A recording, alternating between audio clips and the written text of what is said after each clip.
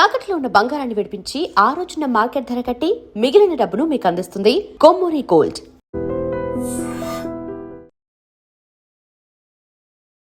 నమస్తే, welcome to I dream. స్టూడియోలో ఉన్నారు హైకోర్టు అడ్వకేట్ ఉదయకాంత్ గారు. మాట్లాడదాం. ఉదయకాంత్ గారు నమస్కారం. నమస్తే ఉదయకాంత్ గారు, ఈ మధ్యకాలంలో భార్యాభర్తలు సార్ పెళ్ళయి కొద్ది నెలలు కూడా కావట్లేదు, డైవర్స్కి అప్లై చేసేసుకుంటున్నారు. అంటే ఇలాంటి కేసులు ఎక్కువ అవుతున్నాయి. మీరు అడ్వకేట్ కాబట్టి ఇలాంటి కేసులు మీరు ఎన్నో చూసుంటారు. సో ఎందుకు సార్, ఎందుకు ఆ గ్యాప్ వస్తుంది? కనీసం అంటే పట్టుమని 10 కాలాల పాటు కనీసం సంవత్సరం కూడా కలిసి ఎందుకు ఉండలేకపోతున్నారు? ఎందుకు ఈ విధంగా మారిపోతుంది?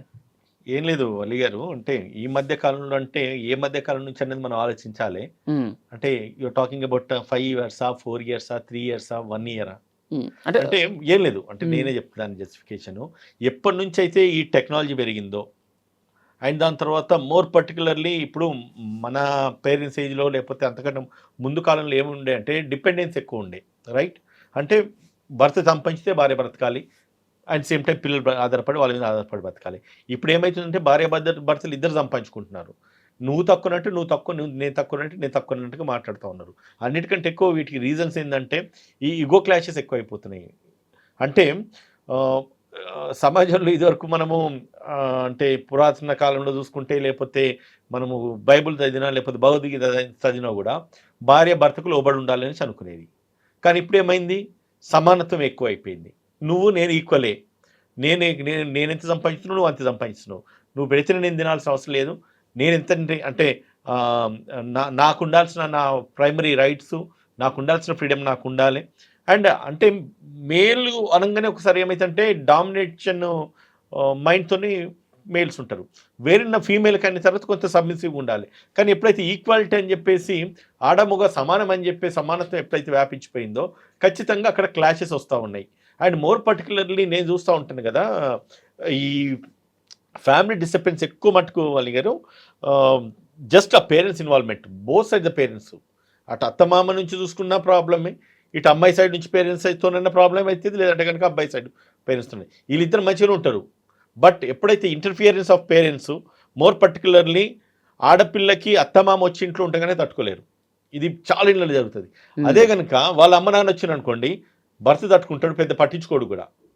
సో అంటే వాళ్ళ విషయానికి వస్తేనేమో, అమ్మాయి విషయానికి వస్తేనేమో వాళ్ళ పేరెంట్స్ ఎంతైతే ప్రామినెంట్గా ఉంటారో, అబ్బాయి విషయానికి వస్తే వాళ్ళంత ప్రామినెంట్గా ఉంటారో, వాళ్ళంతా కేర్ తీసుకోరు. ఎక్కడైనా జరిగేది ఇది.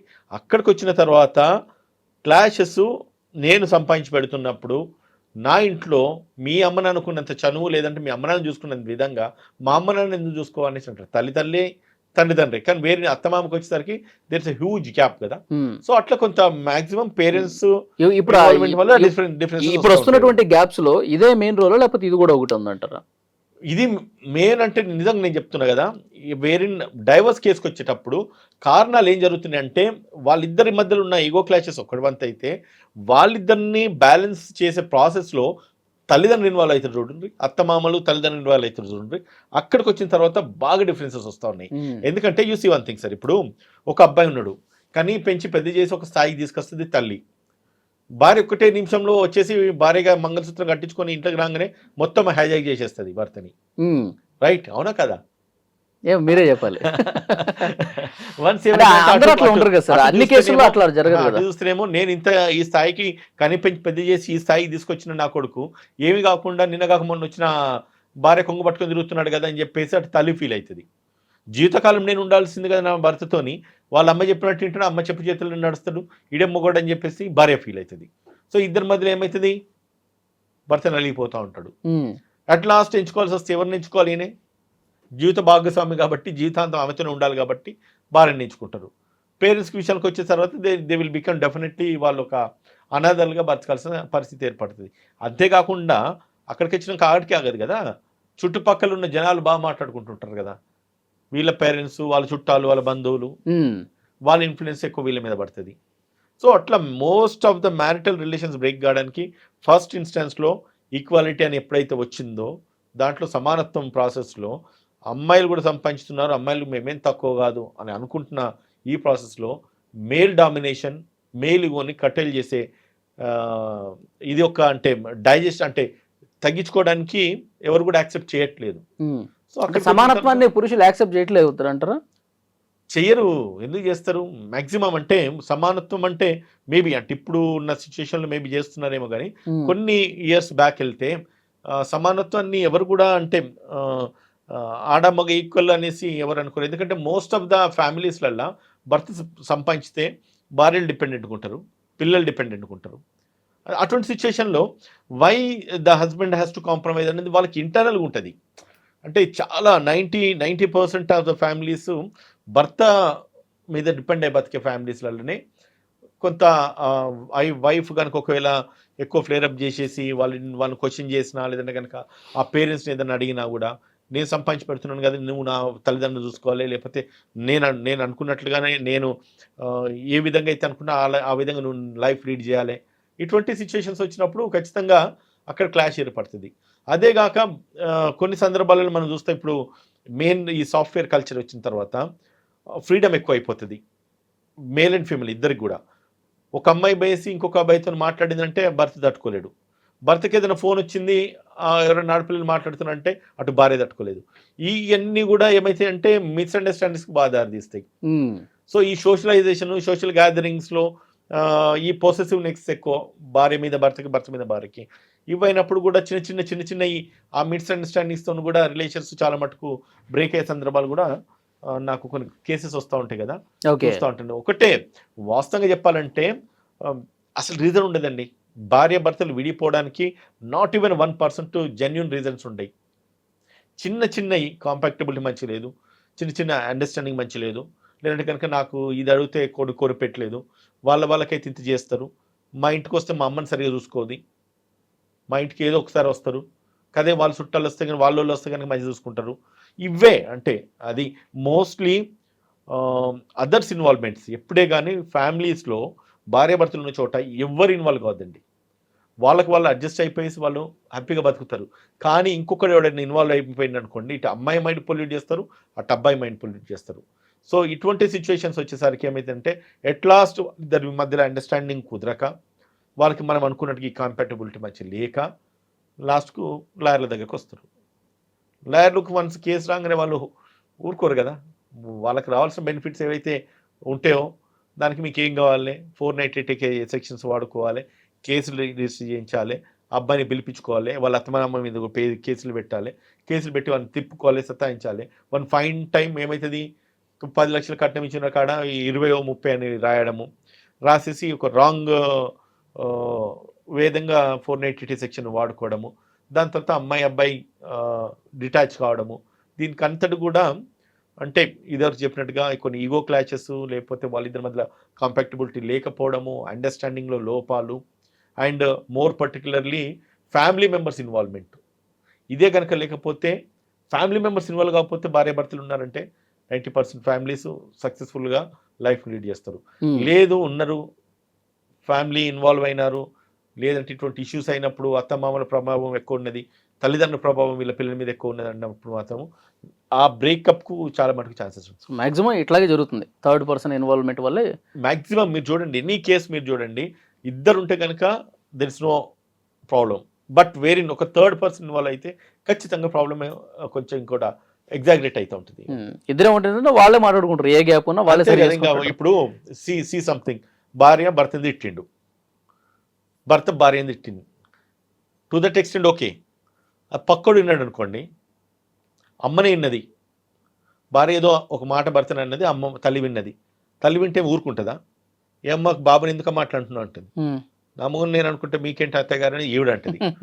నా కొడుకు ముందు దాని తర్వాత నీకు మొగడైండు, నేను గది ఏటుకెళ్ళొచ్చినట్టే. ఏమేమిటి జీవితాంతం ఉండాల్సింది నాతోనే. సో అంటే ఇంక మిగతా డిస్కషన్స్ అన్నీ కూడా వస్తాయి.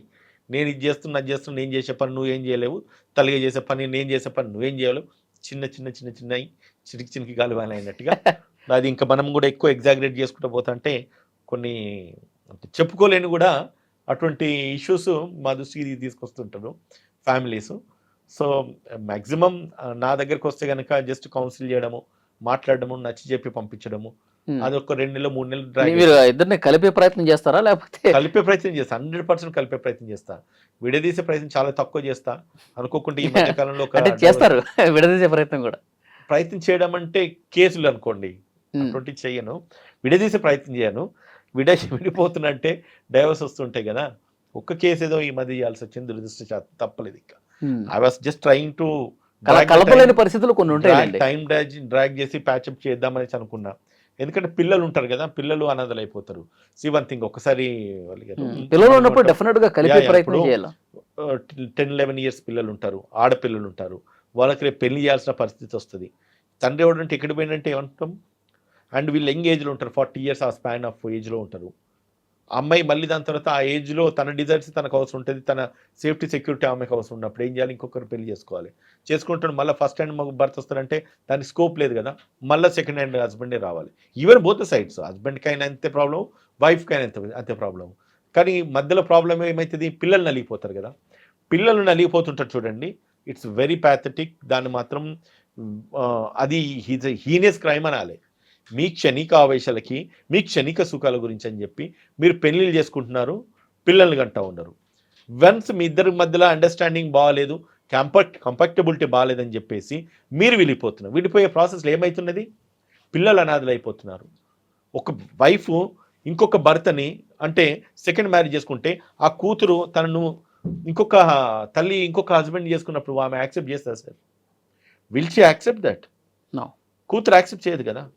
ఎవరిని తీసుకొచ్చి డాడీ అని పిలవమంటే ఎందుకు పిలుస్తుంది, ఎవరిని తీసుకొచ్చి మమ్మీ అని పిలవమంటే ఎందుకు పిలుస్తుంది?